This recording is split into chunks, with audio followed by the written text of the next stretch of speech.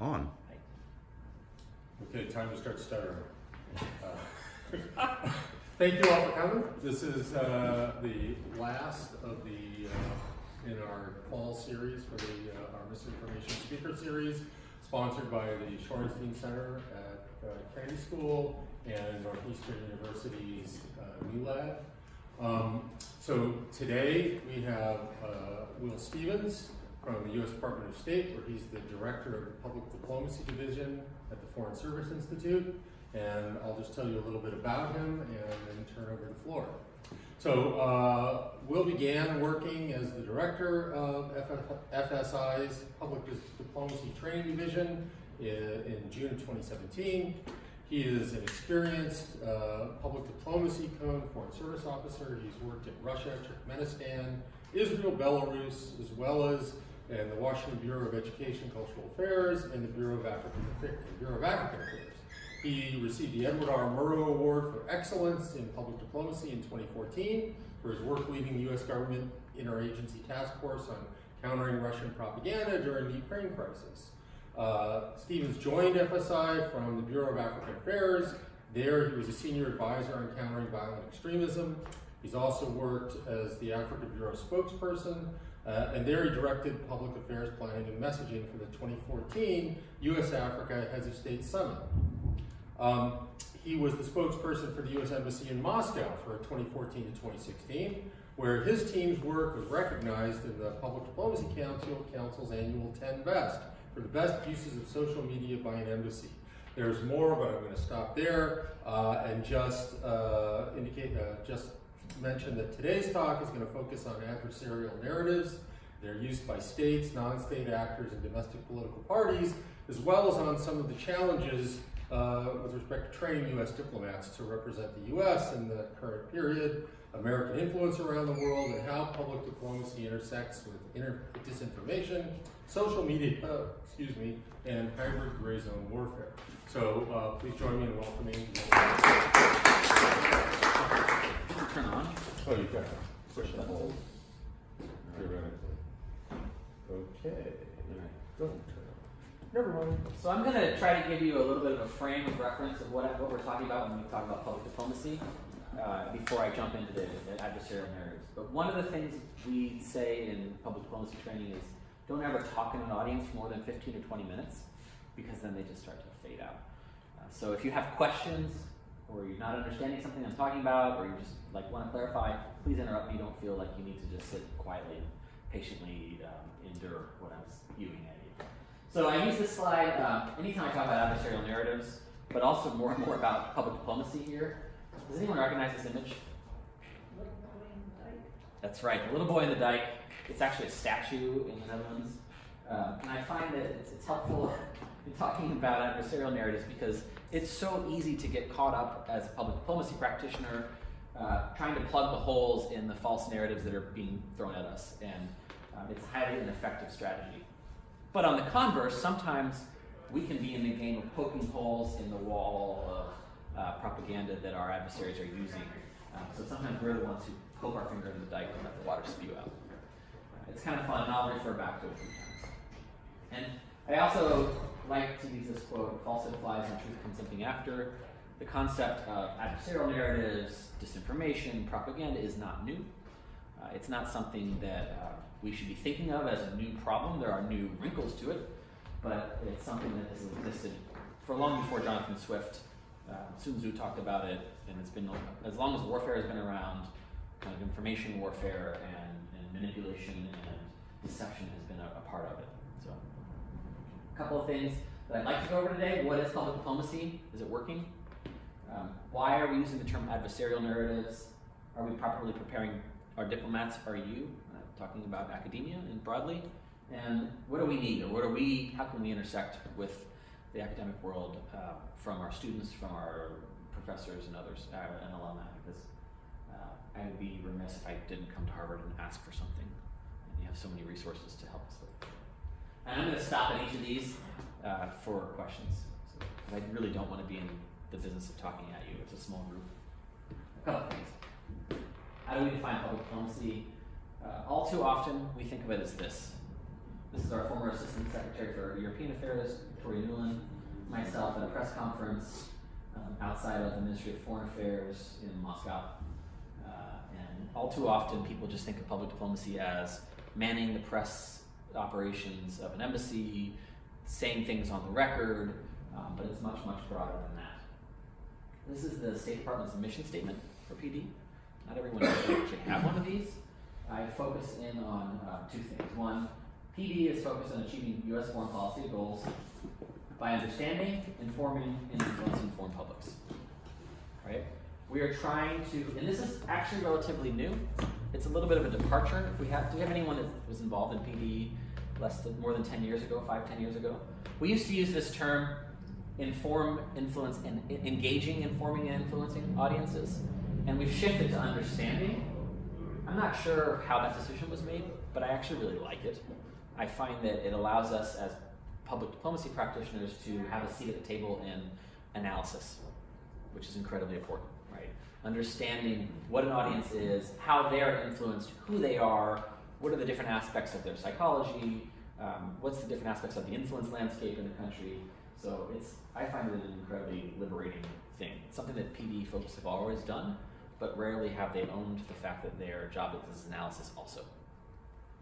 I'm going to pop through these pretty quickly. So a couple of other things.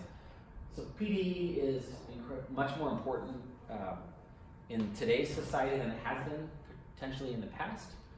This has often been the view of diplomacy. We are here at the center. We tell people what they need to know.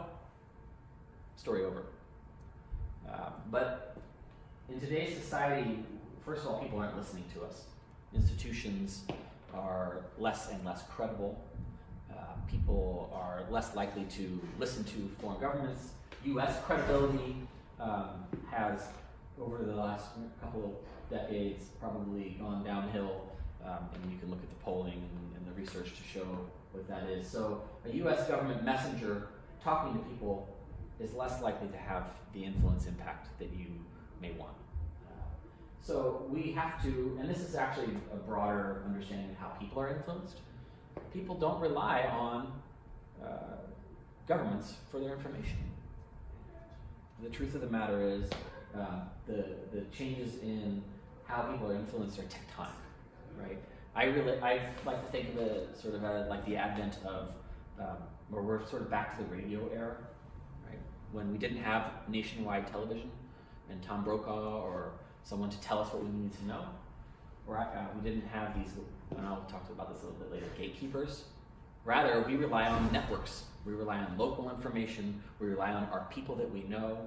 We build these networks online, and that's how we're influenced. So it's our job, as a public diplomacy practitioner, to penetrate these networks. Figure out who those people are, that are influential or credible, and influence them. Get them to advocate on our behalf. Get them to speak to the audiences we want to speak to. So PD really is not focused on the interaction between governments so much as it is on influencing networks and these people-to-people influence matrices. And we spend a lot of time networking this, mapping it, trying to figure out where those nodes are, what they look like.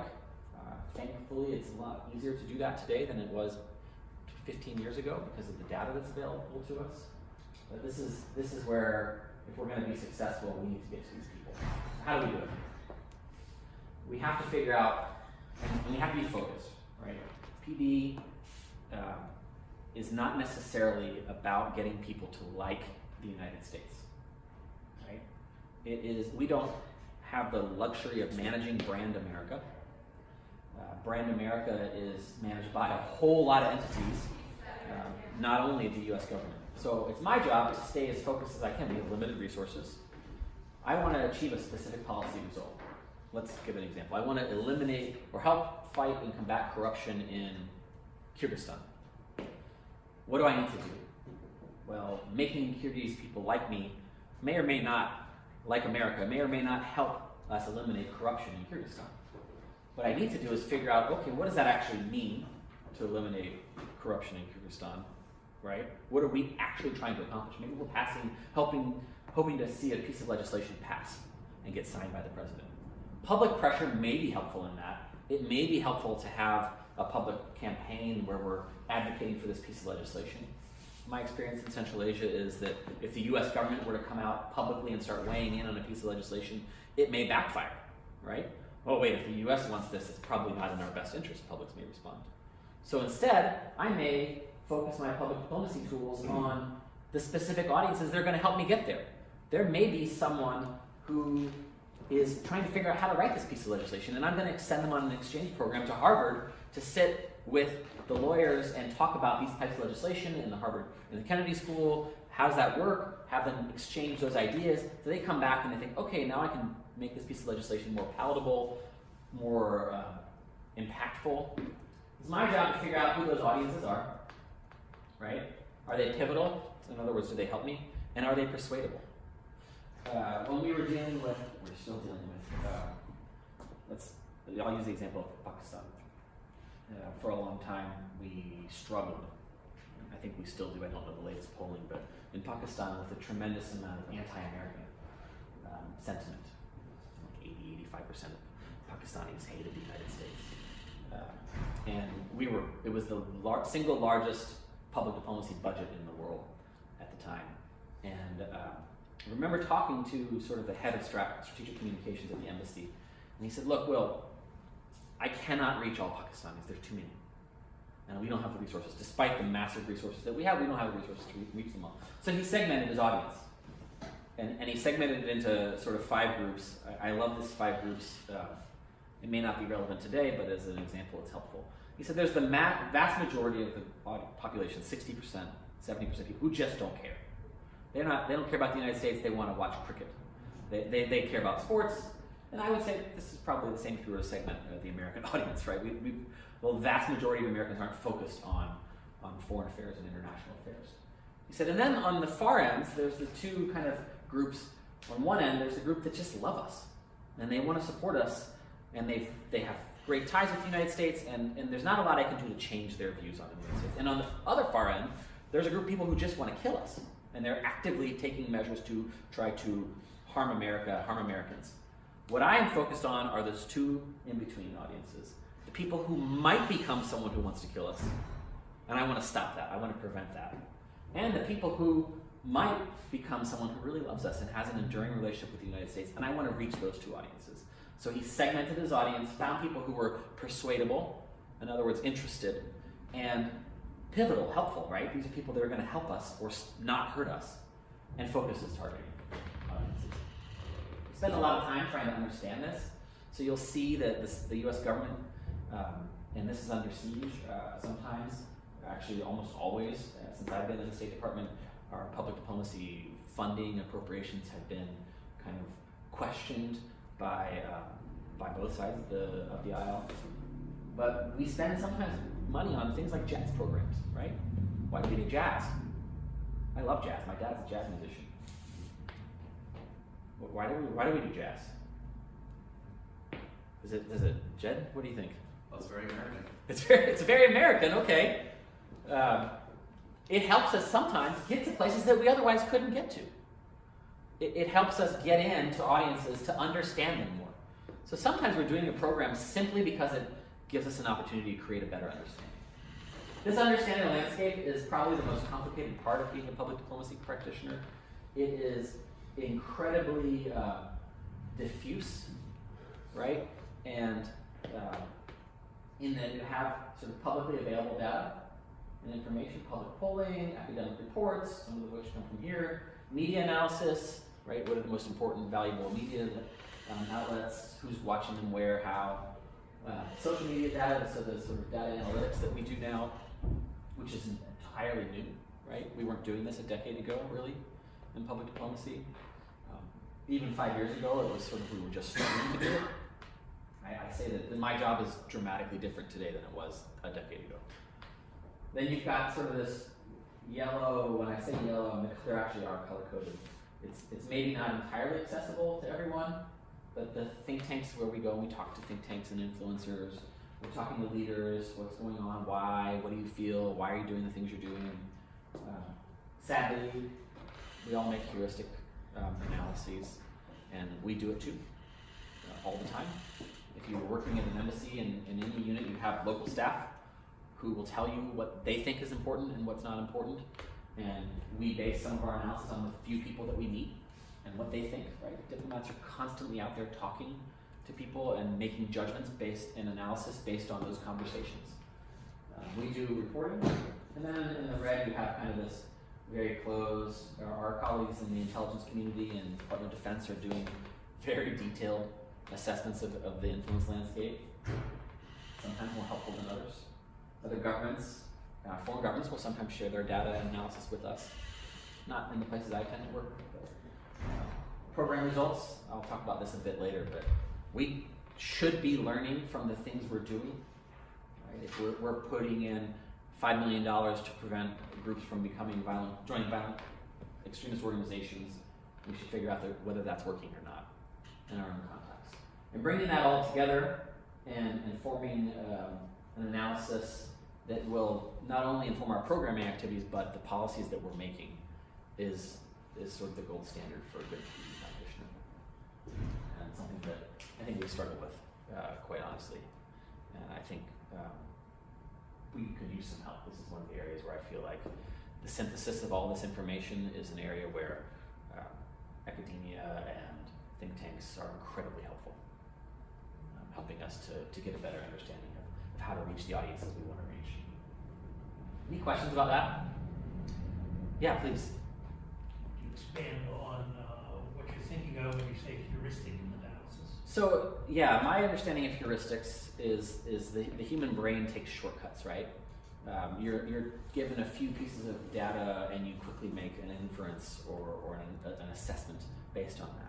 So I'll give an example from my career. I was in Turkmenistan when the swine flu hit. And the Turkmen government was less than willing to share public health data.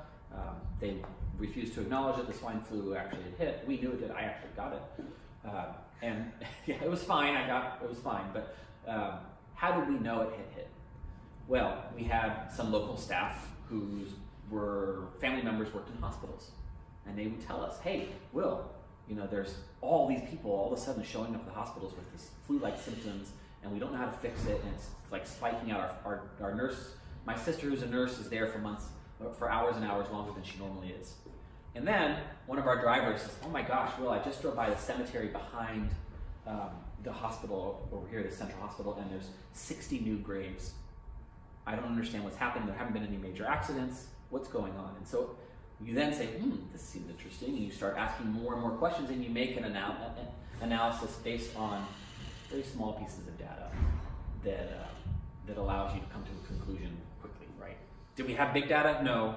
Did we have any verifiable kind of academically standard data? No. But we could make an analysis and the reporting cable back to Washington, hey, this is happening, maybe we should be looking at a public health response, something that we can do with the Turkmen. Yeah. Why are you calling it heuristic and not anecdotal?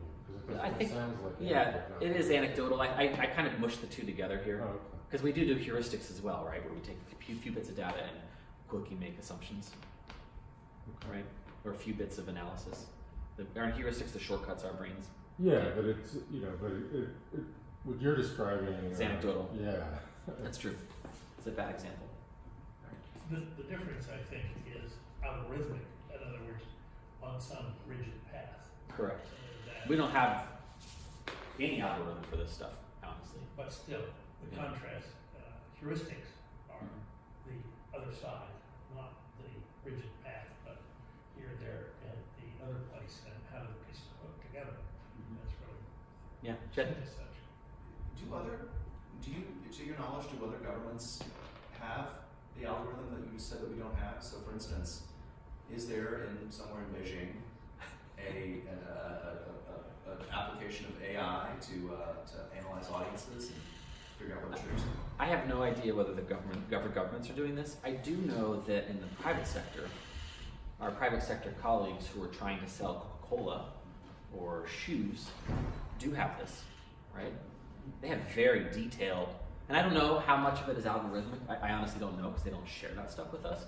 But I get to go to these sort of, in the social media world, marketing conferences in this current position and talk to social media marketers, and they have a relatively robust and mature assessment of the influence landscape for audiences that they're trying to reach. And they do build sort of very detailed avatars of people they're trying to target, what they look like, where they are influenced, how they perceive issues. They even have sort of a cultural assessment, what are the cultural topics and the norms and taboos and things that we shouldn't be looking at or talking about. I'm not seeing that there's like an AI function that you say, I want to reach a 16-year-old in Topeka, Kansas, and it tells me exactly what to do.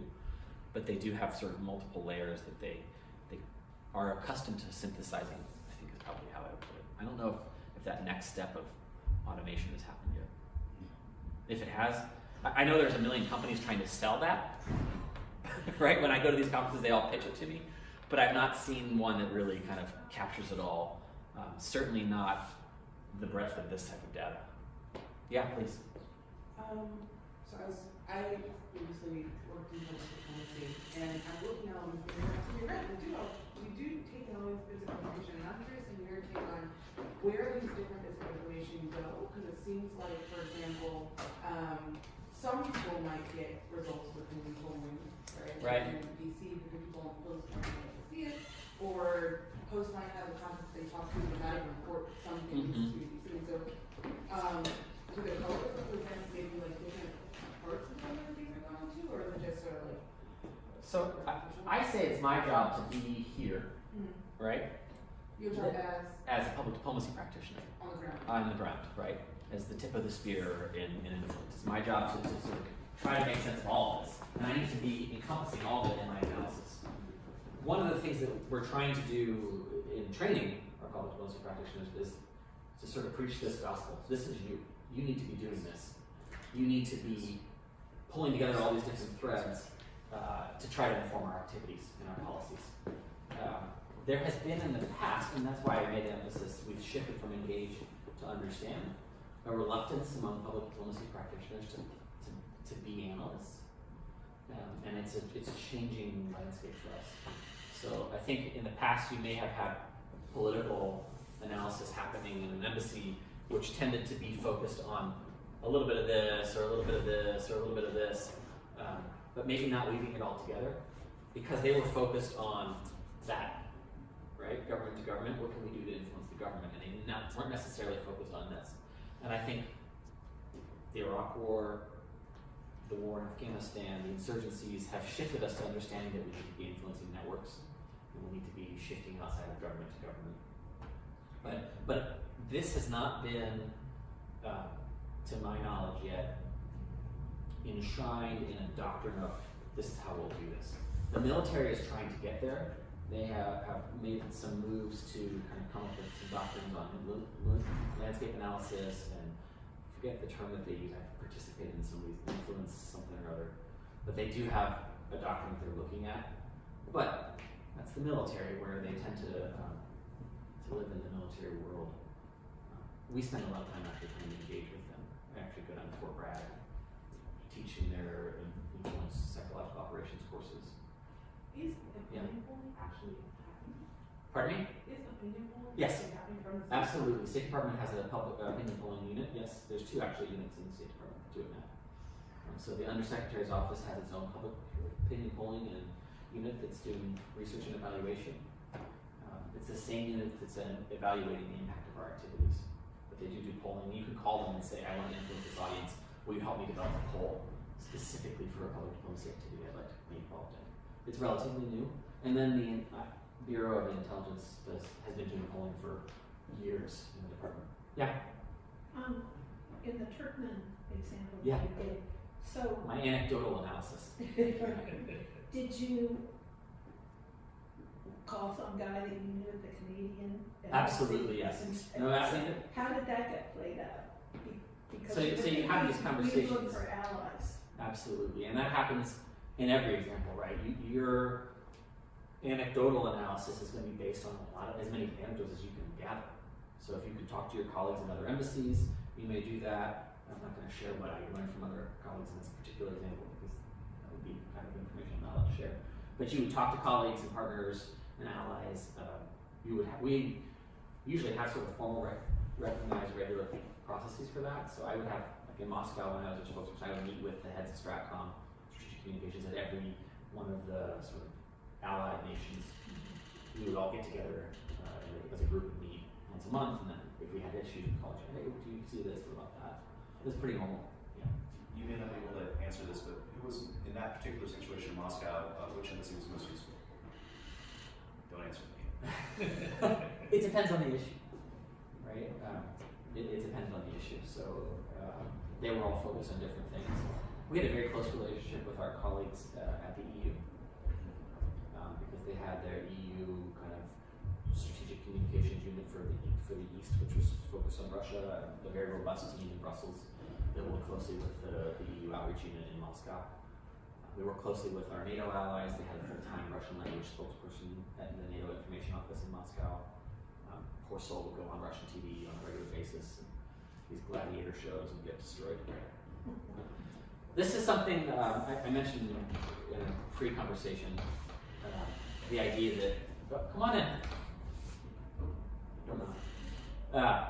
When I talk about public diplomacy, I try to contextualize it for people who maybe don't live in the State Department in the loop, and I do it in a couple of different ways. So if you're coming from the military, there's sort of three aspects of the military that fit under the public diplomacy rubric. One would be traditional public affairs units, which is direct outreach, press operations, essentially information operations or psychological operations where they're doing influence activities. Some of that falls under the public diplomacy rubric, not all of it. And then finally, civil affairs units in the military who are doing the sort of field-road operations, building schools and hospitals. In a private sector setting, I think of it as press operations, right? Public affairs units for private affairs, corporate social responsibility teams, and lobbying and advocacy. And this is straight out of the lobbying and advocacy world. Anyone that's political science and studied political campaigns will have seen the engagement ladder. It's fairly, my understanding is fairly typical. Anybody I talk to who does campaigning or works for NGOs is using this. And the idea is that you're moving audiences, the vast majority of whom are unaware, trying to connect with them and move them up the ladder. Why we focus on this is when I show you this, right? We're trying to build these units, these people create these nodes or connect with these nodes. And that often means moving someone from being maybe just an observer of our activities to not only a supporter, but someone who can advocate for us. In the State Department, we often, in our own embassies, people will say, why do you spend so much time on your Facebook pages? Those people already like us. If they took the step of pressing like on a US Embassy Facebook page, then they probably are your fans and allies. And the idea is that, well, we want them to be advocates, so that when they're in a room with a group of pessimists or someone who is skeptics about US activities, they'll have information about what we're doing and why we're doing it. And we invite these advocates to receptions at the embassy. We'll talk with them. We spend a lot of time with them. In the media world, these are the backgrounding that I'm doing with journalists on a regular basis, right? I'm explaining to you what's going on. I'm giving you a lot more information that maybe than is potentially in the press releases. I'm trying to keep you as an advocate and a supporter for my activity. And it takes an incredible amount of engagement. One of the most exciting things at the State Department, actually, let me caveat that. One of the most exciting technological developments in the public diplomacy world in the last couple of years has been the State Department actually purchased the Salesforce customer relationship management platform, which will allow us to track our engagements with our audiences and individuals. It's 93% of top Fortune 500 companies use Salesforce to do their customer relations, and we're going to be using it for contact management. So it's finally coming. This is a system that's been around for 15 or 20 years, coming to state. It's going to allow us to track much better how we're engaging with our audiences and who they are, and how we can move them up this ladder. This sort of basic theory of advocacy. Any questions? All right. I think I got to this, but one aspect of PD is sometimes the things we're doing it's not about a strategic goal or objective. It's about reaching an audience, opening a door, creating a space for conversation. This is a mosque that we paid to help restore in the south of Turkmenistan when I was a PAO. We went down there because there was some bleed over of actually Iranian Islamist influence in that part of the country, and the government wouldn't let us go down there. So we needed an excuse to get down there. So we worked with the government, the Ministry of Culture, and said, "Hey, look, this is a really important historic site. It was from like the 11th century. One part of, not this mosque, but a nearby mosque had been, I kid you not, that the Soviets had used it for target practice with their tanks. And so there was a giant hole from a tank shell that had hit it. So we went down there and got engaged. One, it's an important sign of friendship to the Turkmen people that we value their history and their culture, and it allowed us to do something positive with the government that was often very skeptical. But two, it allowed me and my colleagues to travel to a part of the country where we weren't allowed to travel, and meet with the imams at the mosque and some of the students, and sort of observe firsthand what they thought of what we perceived as a potential influx of external influence. And it definitely changed the tone of our conversation, right? People in a country that think of the United States as so far away, and they still have a very cold worldview. Seeing that we cared for their culture allowed them to bring me in and sit me down and feed me and talk with me about things that maybe they wouldn't talk about otherwise. Yeah. Just curious, in a scenario like this, do they believe that you care for their culture, or do they believe that you're coming in and offering them something that they instrumentally want in order to get this thing that's clear to you? Well, I'm curious, like, it's probably the definition of they, right? I'm sure there are some people. I'm just curious, what your sense of the people, folks you interact with? I'm sure there were some people who saw it as transactional, right? Let's get the money that we can get from the Americans so we can do this project that we otherwise couldn't do. And then there are some people who were like, wow, this is, because I actually thought it was absolutely fascinating going and seeing a part of the world. This is a Silk Road mosque that had actually was in this part of the country that had been desertified. The rivers had moved along and it was vacant and empty and just so amazing. So I deeply cared about it, and I hope I conveyed that, but I think there were skeptics who were just like, I'm gonna get the transactional money I can get and move forward, and then there were people who were like, this is cool. You care more than my own government who's not paying for this kind of thing.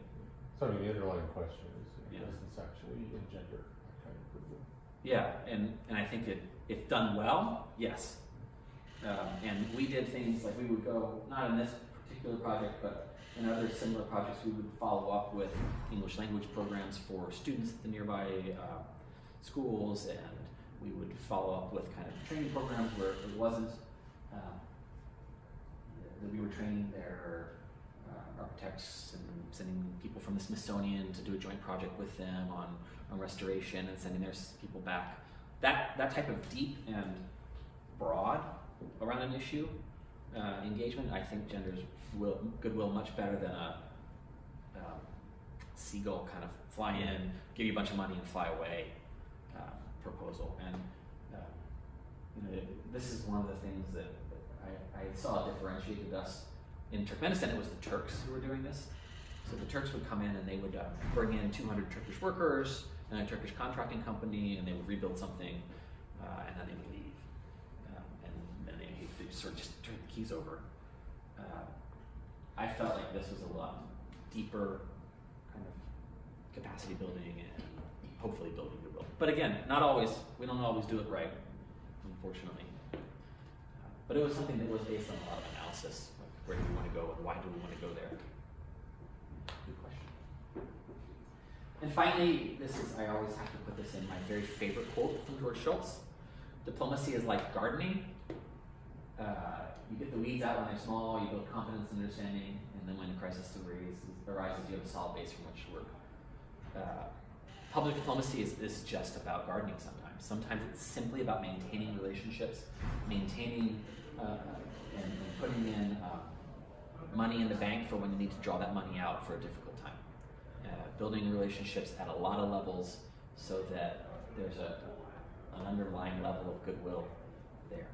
That's incredibly difficult to measure, and I think probably the hardest part of the world we live in public diplomacy, right? Because how in the world do you explain to skeptics we want to take away your funding, that no, this is really about keeping these relationships alive in case we need it later. Well, if you don't need it now, then we don't need it later. Well, let's just move on. Been under attack since I've been in the PD and been at the State Department probably for many, many generations before that. It's under attack constantly in the private sector, right? It's really hard for marketers to describe the impact of brand and why they spend money building brand. And corporations are constantly trying to cut the brand budget because they don't understand, you can't measure the impact. But really, really important. And I wish I could say, well, this is how much we spend on this in certain countries or in other countries. I think it really depends on the issues in the country. Sometimes this is all you can do. Right? In Moscow, we spent a lot of time just trying to maintain the few relations that we had that weren't being shut down by the government. It felt a little bit like we were under siege as they were shutting down program after program. We went from 37 American corners all over the country to 0 in a year and a half. The government went to shut down every single one. That's it on PD and what it is.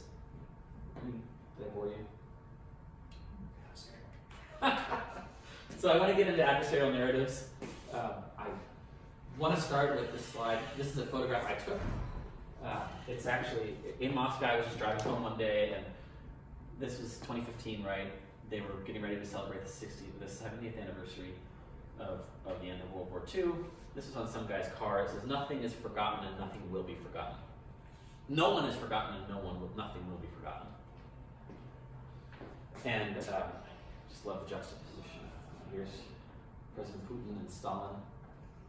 For anyone that hasn't spent time in Russia, it's hard to understand how they really do sort of continue to worship Stalin in a very positive way, and it has been resurrected in the last 10 or 15 years under Putin as this guy who kept Russia together and saved the Soviet Union in threat of fascism.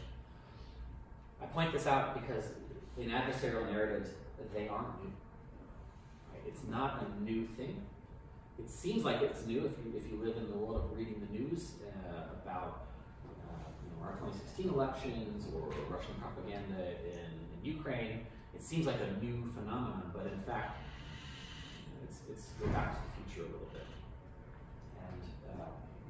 And it hasn't. The Russians haven't stopped doing it. They've just gotten much more robust.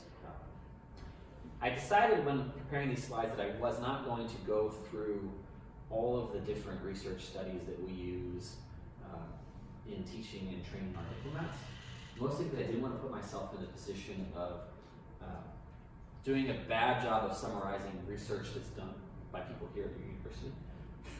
So I didn't want to put myself in the position of going through all the stuff that you all have done. So I decided instead to go through how we prepare our folks for this topic, because it is something that, despite the fact that it's relatively old, or it is very old, and a tactic that's existed for a long time, it's something that many of our diplomats haven't dealt with or haven't focused on until just recently. And so we do spend a lot of time talking to them and trying to prepare them. I use the term adversarial narratives, and it's a term that we've kind of crafted because I found when talking to American diplomats that if I was using the word propaganda, disinformation, fake news, false narratives, whatever, it tended to get into two areas where I didn't want to go. One, diplomats who were not going into a place that were facing where they might face the Russian and Chinese influence immediately tuned out. So, I'm going to Mexico, those issues aren't relevant to me, I'm not going to pay attention to you. Secondly, when you use the term propaganda, disinformation, other terms, immediately we have this bad tendency to start to say, how can we counter that? Which, and this is my own personal opinion, I don't think we should be in the business of countering. I think we should be in the business of understanding our adversaries' narratives and tactics and techniques and pushing our own techniques and tactics. Sometimes that means responding, but my understanding of the research is that responding rarely works. It rarely takes hold, and human brain does not usually process that sort of corrections of information or information that doesn't fit into their own worldviews And we use many of those studies to try to prove the point that you shouldn't be in the business of repeating the negative, responding to all the things that your adversary is doing. So I'm happy to talk more about that offline because I think there's a lot we need to continue to learn, and there's still a lot of emerging research on the topic. But generally we stick with adversarial narratives because our adversaries are out there, they are also trying to achieve things, and we are trying to achieve things, and are they trying to impede us? And our adversaries may be our partners on certain things.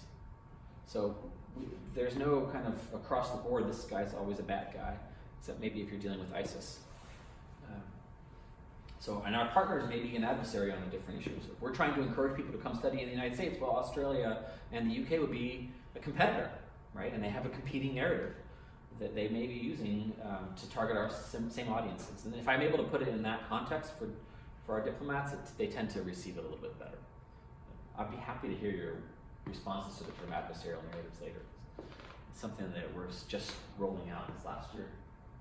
So, one thing I did think it would be helpful to couch how I explain what's new. Sometimes I call this slide 21st century propaganda because there are some aspects of this that are new, and this comes from a slide or a piece of paper that I couldn't print out and to you, but I cut off most of the stuff. And I mentioned earlier that the era of the gatekeeper has passed, right? If 15, 20 years ago, the vast majority of people relied on some sort of gatekeeper to decide what mattered, that has changed. We no longer watch the nightly news in the American context.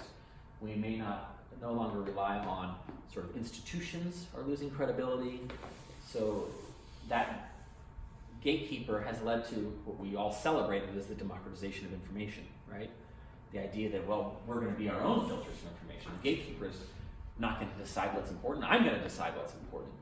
But we learned sadly that do-it-yourself gatekeeping, there's too much information out there. The human brain can't process it all. So it uses sort of these mental biases and whatever you want to call it, the analysis is, there's a couple of different things that seem to be conflicting on this, but we do use these filters that we create on our own, and biases become our filters.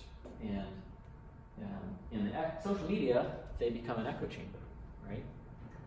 And again, I'm not going to summarize everyone else's research, but social media encourages tribalism.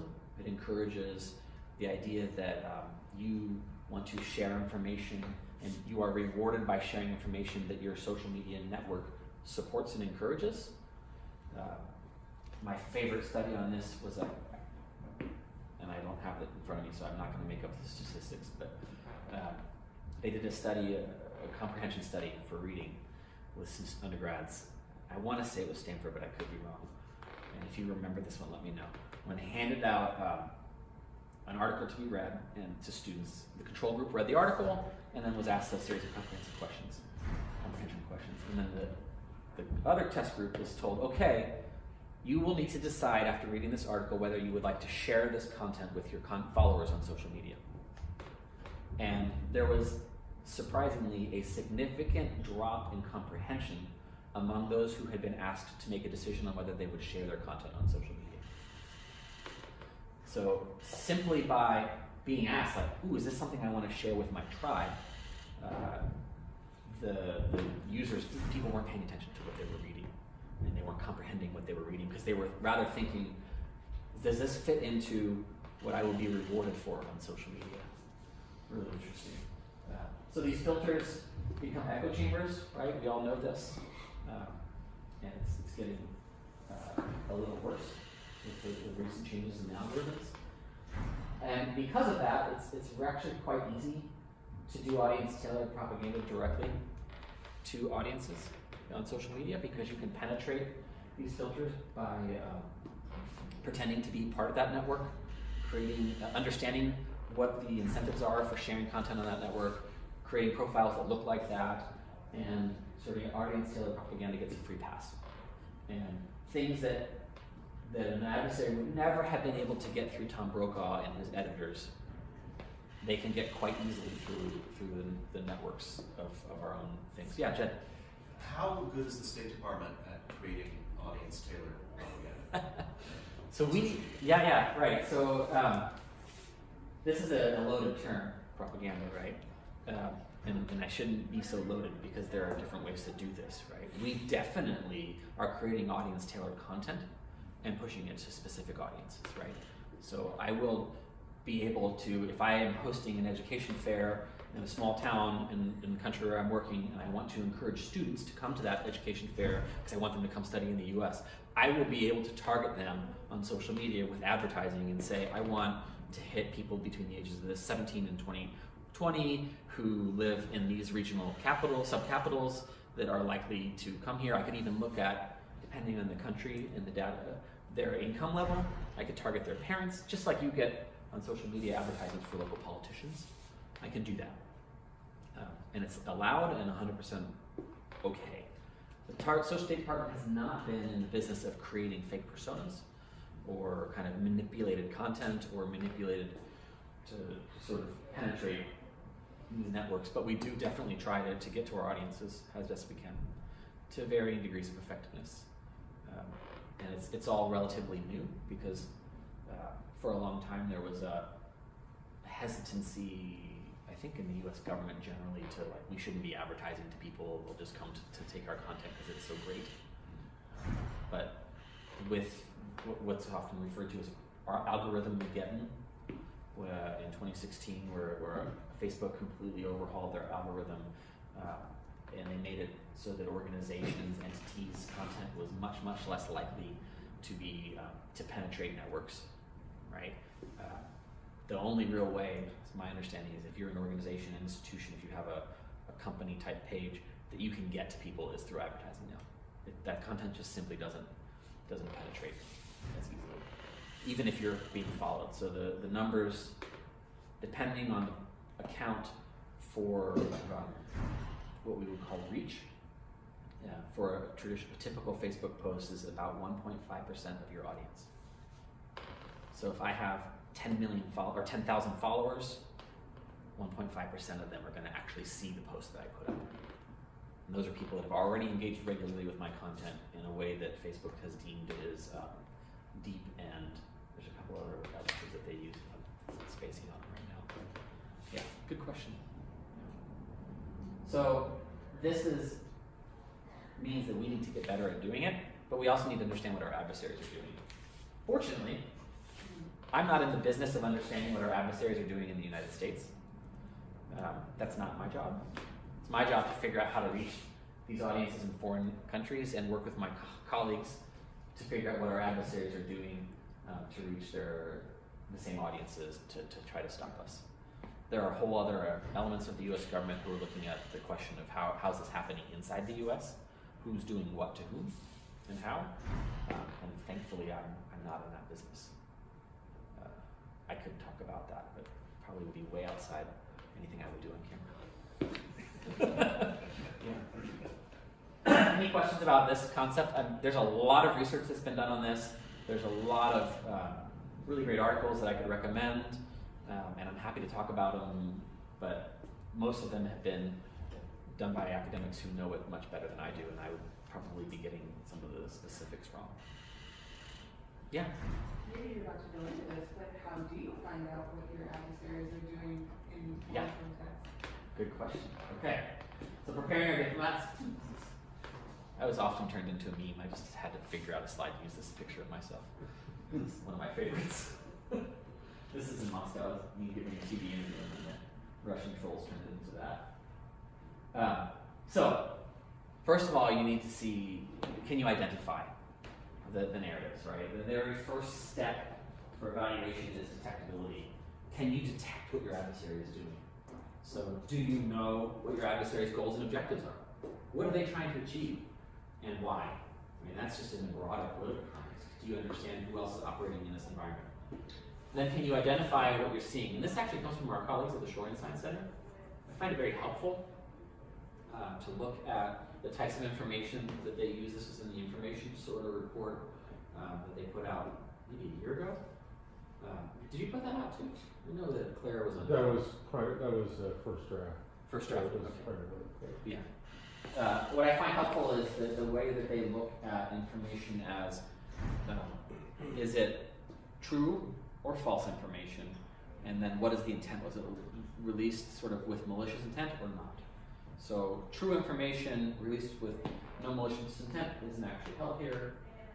False information released with no negative intent would be termed as misinformation. Happens all the time. This is the kind of information that actually often easily goes viral. Should I open this? Nope. Disinformation would be false information released with a malicious intent. The best example of this historically would be the protocols of the Elders of Zion, right? Released by Russian operatives in St. Petersburg, or in Western Europe. Was it Paris? I think it was Paris. To malign Jewish, sort of create this Jewish cabal. It's still perpetuated ridiculously in order to distract people from the horrific losses that the Russians were endured in the Japanese War. One of the best examples of sort of the disinformation campaign. Malinformation, and this is a new term, relatively new term, and one I find very helpful, is true information released with a malicious intent. And these are leaks and hacks, very aggressive tactics where they're going to go out and an adversary is going to find information that is maybe true and release it to go dirty and try to take you down. Propaganda, it may be someone else's narrative on a topic. It may not be false. It may simply be they're trying to spin something. So what are you seeing? Do you know what the source is? Can you track it? Are you able to assess the intent of why this information was released? Do you know where and how it's being amplified? Right? These networks are actually relatively simple to track down if you have a good understanding of the landscape and the influence landscape, and you know the outlets that are being used. And then there's always that sort of check, and I think you asked this, what are your networks saying? What are your colleagues in other missions saying about this stuff? In this campaign that you're seeing, what are your contacts saying in the host country? You need to develop an understanding of what's going on. And this is something that happens sometime within an hour or two, sometimes within a week, depending on the robust level of how robust the campaign will be. Any questions? All right. The next thing is we do this triage. So is what we're seeing interfering with our ability to achieve our strategic objectives? If not, ignore it. You may want to write a report and an analysis of it, but you don't need to do anything about it. Is it gaining or threatening to gain traction? Is it capturing the attention of our audiences? So not only is it somebody is intending to impact our ability to achieve our objectives, but are they resonating? If the answer is no, then we shouldn't get distracted. Right? We shouldn't be in the business of responding to every single one of these narratives that we're seeing. And this is by far the single most helpful slide I present to our diplomats, because so often we just spend all of our time trying to respond to everything that's happening. And if you do that, you lose sight of your ability to achieve your own strategic objectives. You cannot achieve what you're trying to achieve if you're constantly tracking down someone else's narratives. And the communists had a term for this. They wanted us to be in the business of responding to everything they were doing. If you looked at, I lived through the MH17 shoot down in Ukraine. I was the head of this sort of State Department unit, U.S. government unit, looking and tracking the Russian disinformation activities during the Ukraine crisis. And every single day, sometimes 2 or 3 times a day, the Russian government, elements of the government would release a different theory about what had happened with MH17. MH17 was this this Malaysian airliner that was shot down over eastern Ukraine by a Russian anti-aircraft missile by either Russian troops or Russian-backed separatists.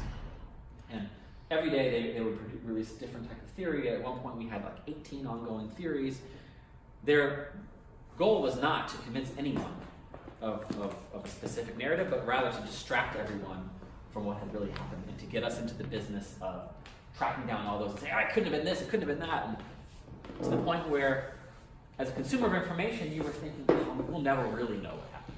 It could have been any of those things. We'll never really know.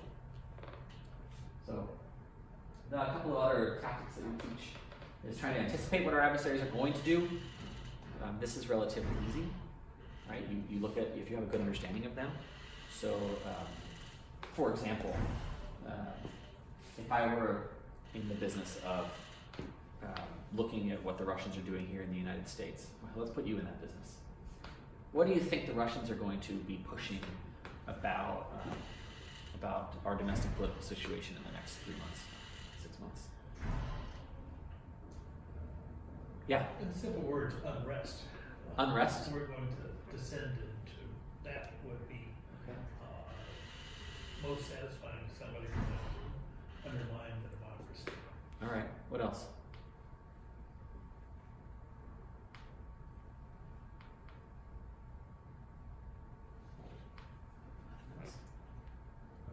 Racial resentment. What? Racial resentment. Racial resentment? I was gonna say maybe, sort of undermining democracy in the election that passed. Yeah. The conflict that's going on in some of the states. I wouldn't. I mean, you saw in the stuff we've read about their attempts. They would say different things to different audiences, right? Very aggressively. I wouldn't be surprised if you were to see them getting behind some of the anti-administration activities as well as pushing activities on both sides because they want to build the gap.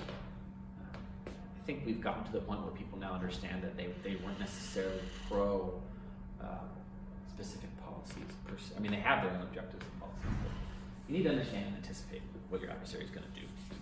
And if you can do that, you can inoculate your audiences. This is something that the Macron campaign did very, very well. They knew they had been hacked prior to the election. They had a response. They knew those hacks were going to lead to leaks. So what they did was they pushed in a bunch of fake emails to the hack, so that the hackers, the WikiLeaks folks, when they released it, were going to be releasing a bunch of obviously fake information, but they produced so much stuff that, and then they came out and said, we've been hacked. This is an attack on French democracy. We knew we were hacked, and we filled this information with a bunch of fake emails because we knew that this was ridiculous. And they inoculated their audience so that they were going to get this sort of very aggressive attack. It's about deciding what your narrative is, who you are, ignoring the distractions, and learning from your mistakes. So I have a couple of examples, but I feel like maybe I should get some questions. One case study. So this is okay, well-known stuff, something that we did in Moscow. This is actually a photograph I took of our ambassador at the site of the murder of Boris Nemtsov. He was a Russian opposition politician. He was murdered at the Kremlin right here on a little bridge, right outside the Kremlin one night. The next morning, hundreds and hundreds of Russians were going and laying flowers at the site. All of the ambassadors from the EU and the United States and our allies did the same thing. So my ambassador and I went out, we laid some flowers, and we did an impromptu press conference. This is in February 2015. On a Sunday in September, this picture popped up on the news. Look familiar? It's a poorly done Photoshop of our ambassador purportedly attending a sparsely attended opposition rally on the outskirts of Moscow. And it was a news story. Ambassador Taft leading the weak and pathetic opposition of in Russia. You know, this is a narrative that the Russians constantly put out that we were funding the opposition and that Taft was personally organizing it all. He didn't go. He wasn't there. No one from the embassy was there. At no point did any journalist call me and ask me about this photograph and say, hey, Will, was your ambassador at that rally? Did he go? No one asked. So the next morning came in, we'd seen it on the news the night before, and we told the ambassador, well, we should not say, Ambassador Taft did not attend a political rally in Moscow on Sunday, because that would have been repeating the negative. So rather, we created a bunch of other Photoshops, and we tweeted out, Ambassador Taft spent yesterday at home, but thanks to Photoshop, he could have been anywhere. And we put out, we tweeted, we had a few other pictures. We had him walk on top of sort of MacArthur Landing in the Philippines again. And this, we tweeted at every single news outlet that pushed this story, which was all the state-run news. And the primary editor-in-chief of the first one that did it, went into We did it for a couple of reasons. One, I wanted to poke some holes in Russians' belief in their sort of the propagandistic fake information that they were getting. Two, I had told and met with every single editor-in-chief of every major news outlet in Russia and told them, if you're going to push information about the US Embassy, call me. Here's my card, it has my cell phone. Call me before you put it out because I want you to get it right. Not a single one of them called me.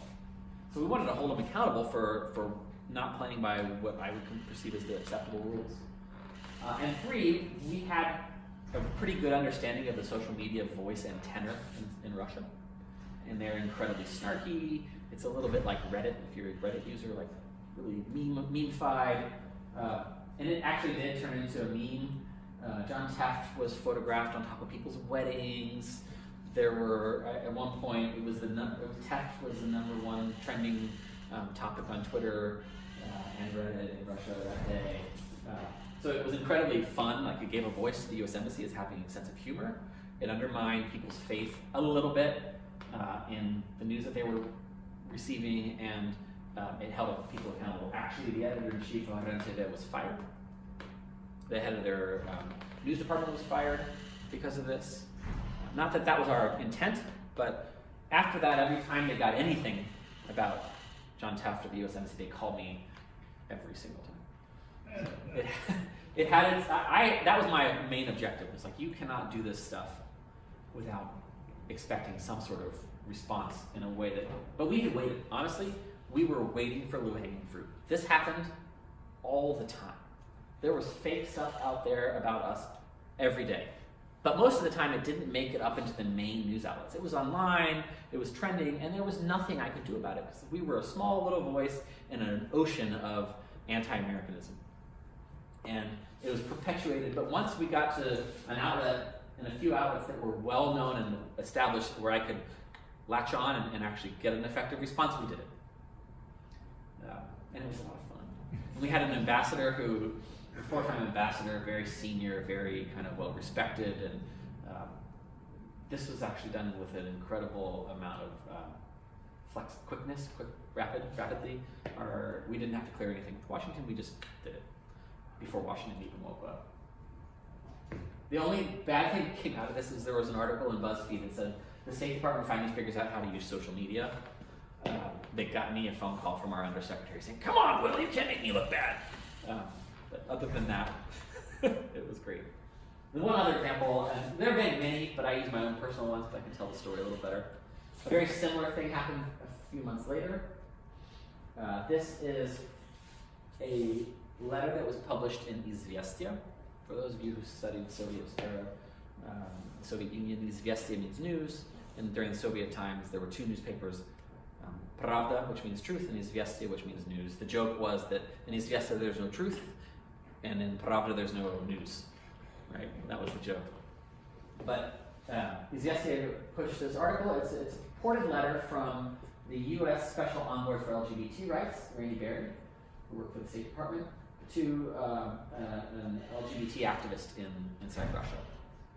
And it basically says, thanks for continuing to rally against Putin and all the work that you're doing. We're going to continue to send you money. Keep up the great work and do more. 100% fake. And obviously fake, right? So first of all, this is my boss's email address, but it's not actually his email address, and it's a Gmail account. So they didn't bother to put the State Department's email address. And if anyone is a Russian speaker, Russians never use the word "the." So it starts out, United States Department of State appreciates your contribution to organizing public rally in support of ceasing Russian aggression, blah, blah, blah, blah, blah. They never use the word "the." So again, rather than come out and say, this letter is obviously false and fake, we decided to copy edit the letter for them. Point out any of the mistakes that they made. And in this beautiful schoolmarm Russian, I wish that was my handwriting, but it's not. My staff. It says, "Dear Izvestia, the next time you'd like to use a fake letter, please send it to us ahead of time and we'll edit it for you before." We did this with the exact same kind of results and goals as the first one. No one called me and said, "Will, hey, we have this letter. you know, it looks pretty bad for you guys. We're going to publish it tomorrow. What'd you comment? Right? At a minimum, the journalist should have just said, do you have a comment on this? Right? Here's the letter, and I could have said it's absolutely fake, or it's ridiculous, or something ahead of time, but they didn't do that. Secondly, this was a standard narrative for the Russians that we were backing the opposition and we were doing all this stuff, and it fit into their narrative of gay Europa and this idea that all of Europe and the US has no values, and so they picked the LGBT guy on purpose. So we published it, editor got fired again because they were so embarrassed. It became a big meme, and it's been replicated and copied many times to less effect, and it's just tons of fun. 2 examples of how you can do this effectively if you kind of know what your adversary is likely to do. We knew their narratives. We were trying to inoculate our audience, right? This is happening all the time. So the next time you see this, think more critically about the information you're getting without actually having to say that, right? Because no Russian would ever want to listen to an American diplomat say, think more critically about what you're reading. Fall like a lead balloon. And deciding who we were, like, so we wanted to be hold our journalistic contacts accountable, and try to just stick to our narrative. So I thought it was pretty successful. I just read a report by the Center for Naval Analysis on this, a memification of I forget what it's called, but I just tweeted that, so you can find it on Twitter. And my understanding of the science is that positive narratives stick better long term than negative narratives. That a negative narrative will lead people to quick action, but that in the long term, if you want to convince people of things, you have to stick with the positive. So this is another one of our campaigns. What does this picture say to you in one word? The memorial. Jed, respect. Patriotism. Yeah, patriotism. So this is a photograph of our ambassador and our general defense attaché, general, some Russian soldiers outside of a memorial to Americans who died during the Lend-Lease program. So prior to joining the war, the U.S. Gave the Russians several billion dollars worth of materiel in the fight against the Nazis. And hundreds of Americans died flying in the airplanes and shipping in the tanks together with our British allies. And there's a memorial. So during World War II preparations, we did a month-long campaign of how we had worked together to fight a global threat. This was in the May of 2015. We were trying to get the Russians to do more in the face of ISIS. So this was before they had invaded Syria, or not invaded, but sent troops to Syria. And there were over 3,000 Russians fighting on the side of ISIS at the time, and the Russians really just didn't recognize or talk about the threat. So we were trying to convince them to do more, and this was in conjunction with John Kerry several times coming and meeting. And it was a month-long campaign that we did. We brought in a soldier who had met the Soviet soldiers, an American soldier, on the Elbe, poor old guy, and did a speaking engagement with him, and donated some stuff from Stars and Stripes magazine about the great work that the Soviet soldiers had done, with the idea of conveying respect. Russians, the polling was that under 30 Russians didn't know that the United States had been an ally in World War II. They thought we were on the side of the Nazis. So we sent a very long-term positive narrative. I wish I had been able to do the polling baselines ahead of before and after. I didn't. I would have liked to. Yeah. What were those numbers in terms of young Russians? I don't know. I don't remember off the top of my head, but it was low. Yeah. That's crazy. It is. You know, where would our students fall, right? If you were to ask Americans broadly, who were our allies and who were the adversaries in World War II? I don't know. I don't know the answer, right? But it was enough that we were concerned about it. Lastly, please help. This is a picture I took at a taxi cab. I can't remember where, but I can't tell you how many countries don't use their stupid seatbelts. And sometimes we feel like we've got this covered, but we need more help and we need more support. So this is my last slide. We need to get more research, and that research needs to be simplified so that we can understand it. And policymakers are not in the business of reading academic analysis. They are in the business of reading the executive summaries with recommendations. And I try my best to keep on track of that stuff, but If the U.S. government has a failing when it comes to messaging, I think academics have it as well, which is, well, we feel we published it, we said it once, somebody must have heard it, and you need to repeat it and penetrate it and email it to people and say, this is important, this can impact how you're doing your job. This can impact how we're achieving the things that we as Americans want to achieve. So these, what does it mean? How can it be applied? More multidisciplinary approaches to this stuff. As I mentioned, there's tremendous synergies with marketing and advocacy work with public diplomacy. I'd love to see more research on how that stuff works together.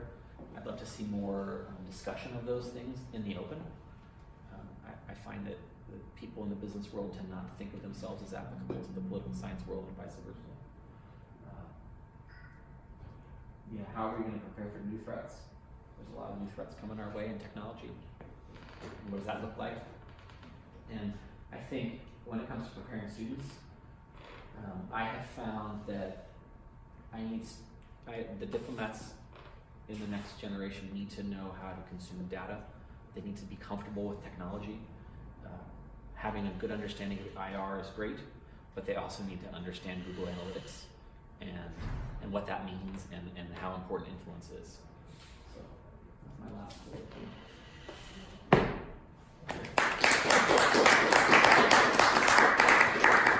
So we have about 8 minutes for questions. Did I really talk that long? I'm so sorry.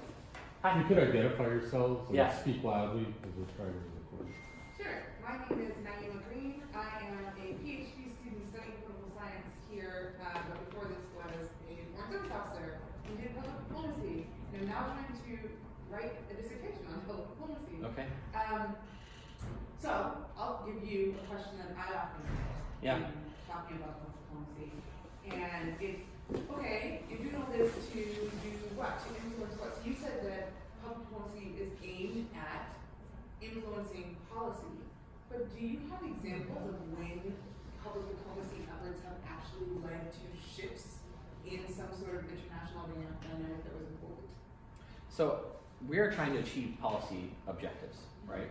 So if the country lays out, we have a specific country objectives in a country, right? We would like to eliminate corruption. PD's objective is to work with publics to try to achieve that. Right? That's our job, is to influence publics to try to achieve those objectives, be it in helping to write the legislation, be it public campaigns, but we also can inform policy. I don't think we're trying to create policy in PD, but we can inform it with a robust understanding of the influence landscape. How are people going to respond to this? It's the famous Edward R. Murrow quote, if you want me there to explain away the crash landing, you damn well better have me in the room when you plan the launch.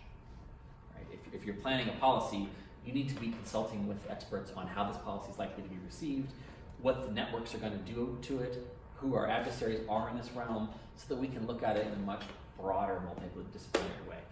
So I don't know if that doesn't answer your question, because your question is like, how do we achieve success? I will tell you, and this is entirely self-serving, but I will say that one of our objectives when we started with when the Russians invaded Ukraine, right? People were shocked that the Russians were just lying, bald-faced lies about what they were doing, and no one could really believe it. And if you read the first raft of reporting, it was sort of, well, the Russians say this, and the Americans and the Western says this, so the truth must be somewhere kind of in between, because that's kind of what journalists do, as they try to find out, triangulate, right? We went on a very global and kind of energized campaign to push the concept that Russia was lying. And we were talking, and two things really. One, the West is going to stand with Ukraine. And two, Russia's lying, Russian propaganda, Russian propaganda, Russian propaganda. And again, this is 100% based on my own anecdotes. I haven't seen the data, but I would say that by the end of 2015, if you use the word propaganda, people would probably, the first word before it would be Russian, broadly. And I found that to be a very successful result. I wish I could say it was backed up by data, but anecdotally it seemed like that was something that we did a big influence campaign, talking about it, focusing on it. Now, was it helpful? Is it a chicken or an egg scenario, right? Was it because of what we did, or because the Russians were just so aggressive in their propaganda techniques in 2015 and so unexpected that the world really focused on it? And it was certainly not just the State Department. We were working with our allies, we were coordinating our messages, we were talking about it all the time, we were talking to influencers, we were working with academics to do research on this stuff. It was a sexy topic that journalists could write about, which was building up awareness of the issue.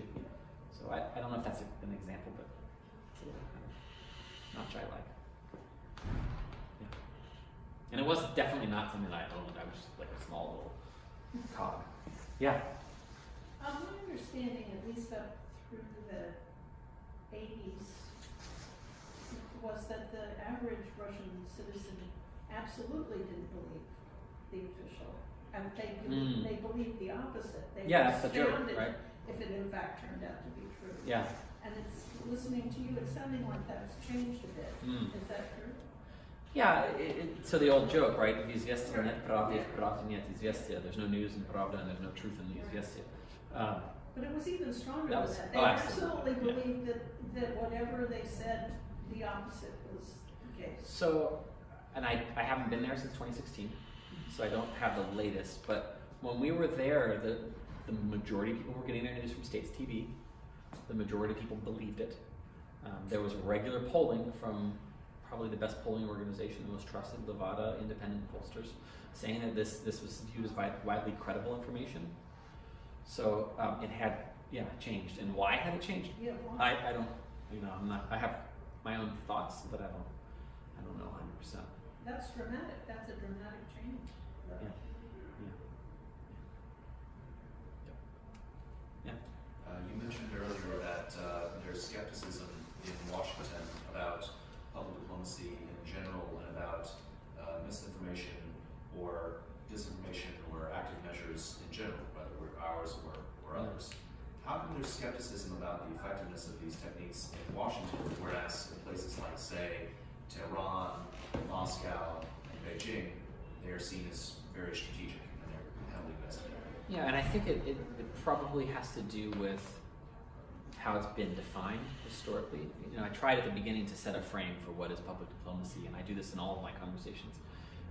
Often that term is thought of as like soft power or brand America, and these sort of mushy, difficult to define topics, as opposed to the very narrowly focused, we can work to influence our ability to achieve policy results by working with publics and audiences and influencing people in specific places. When you get to narrow, I think there's a little bit more acceptance of the concept and goals, but when you're talking about where the money and budgets are, our budgets and money aren't necessarily focused on those specific objectives and policies, right?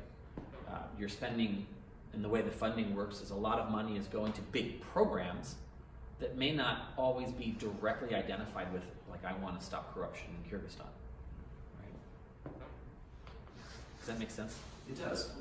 But what about the other guys? How can they? So they don't have big programs to do broad things often. Sometimes they do, and the other guys, there's like a lot of different other guys, and they all have very different approaches. So I don't want to say generalize about various different actors. And I don't know.